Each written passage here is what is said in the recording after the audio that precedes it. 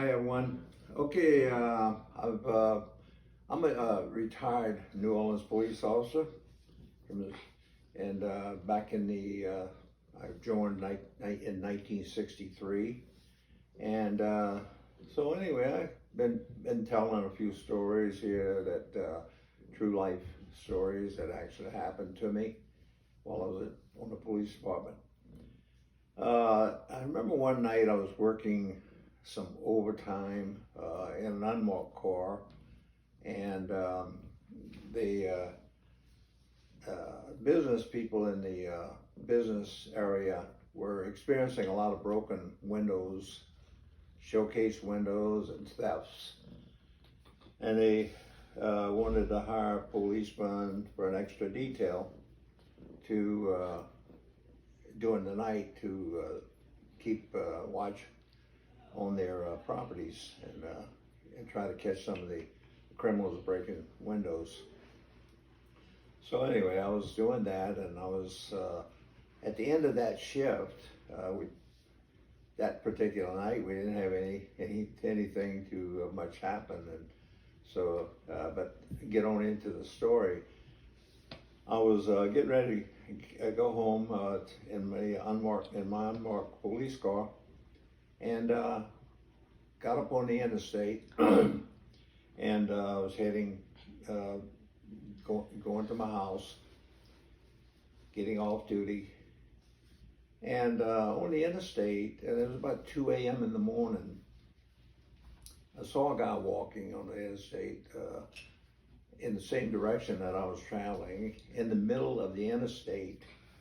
And my first thought was, what in the world is this crazy guy doing up here? You're gonna get killed. Fortunately, there wasn't too much traffic that time of the morning, but there was enough, and of course it could have happened. And of course it was illegal for a pedestrian to be walking in the middle of the interstate.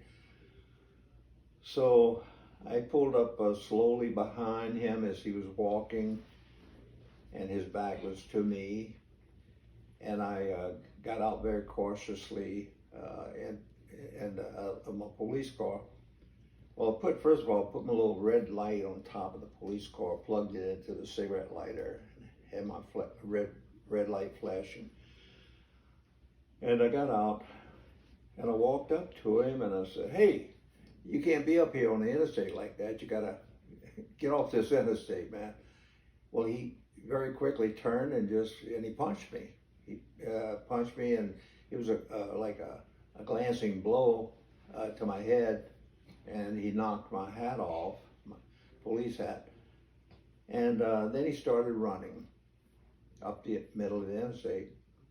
And I reached over, picked my hat up, got on my radio real quickly, and reported to the dispatcher that what happened, and told him that I might possibly need some help up there.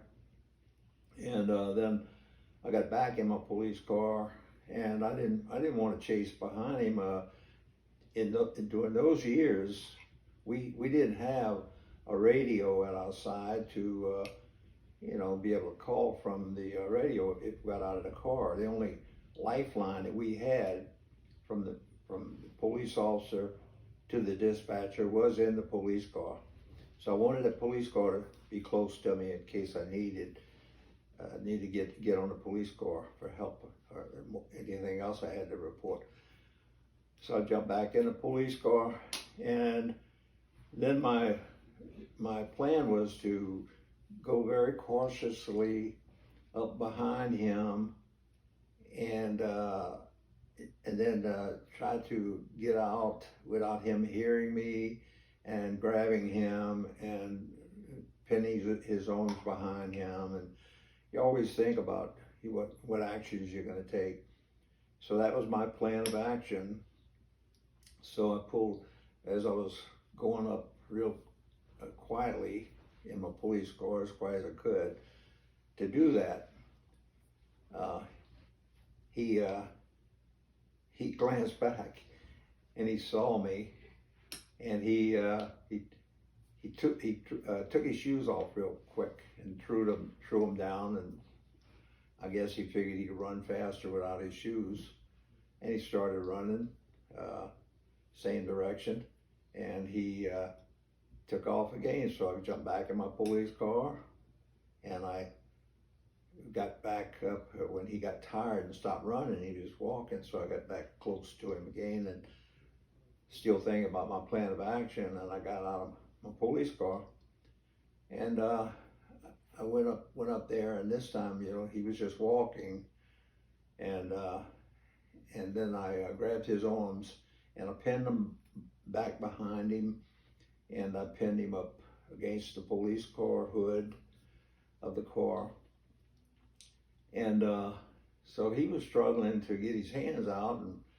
and as I've learned, if a person is like got drugs in them, and they extra strong, and he was extra strong.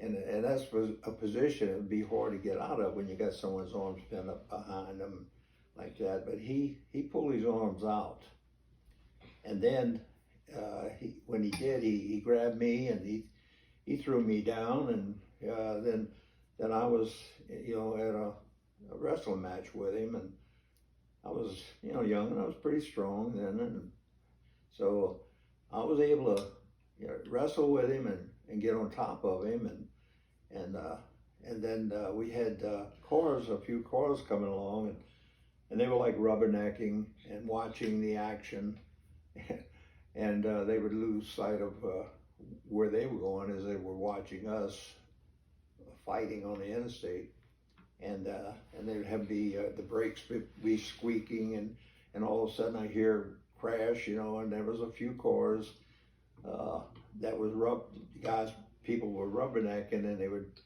had a few fender benders and bumping into each other, and there we were rolling around on the interstate. So it was a pretty dangerous situation. So he was we were tussling down there, and it was a high rise interstate, and it was about a block or so from the when you look over the rail, the street was down below, about a block down below us. So if he would have got the advantage over me, then he would have probably threw me without even thinking over the rail, and I'd have been down on the about a block down on the interstate, and possibly killed me, seriously injured me, whatever. So I was struggling, thinking about those things, and also I was thinking about too, if he got the opportunity, he would grab my gun, and he would probably kill me. And so I was watching that and trying to keep his hands away from that area where around my holster, my gun. So anyway, and I was getting very, very tired, and if anybody that was in a fight for a pretty good long time, you'll realize what I'm saying. You get very exhausted. And I heard sirens in the distance, and it was from when I called the dispatcher before, like I mentioned, that I needed some help. The guy punched me, and so then help was on the way. So I heard the sirens coming, and I knew help was coming on the way, and I had to make sure I held on and kept the advantage until I got help there. So finally, the first cars started pulling up, and they jumped out, and then I had some help, and they grabbed and put handcuffs on him, and took him in custody and arrested him, and later on I found out that what had happened.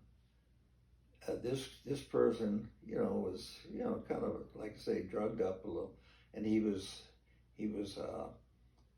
kind of sick in the head, and he was lovesick in the head too, because what I found out was his girlfriend left him, so he decided to go up on the interstate and kill himself. Let a car hit him, so He was just walking away, hoping someone would come along, and he wouldn't have to see it coming, but he would have his back to them, and they would hit him and kill him. That's what his hopes were. And a person like that certainly wasn't thinking rationally, and on that particular time, he would have taken my life too. He had no qualms about that, I know. So it was one of my situations that I was in, and that was it.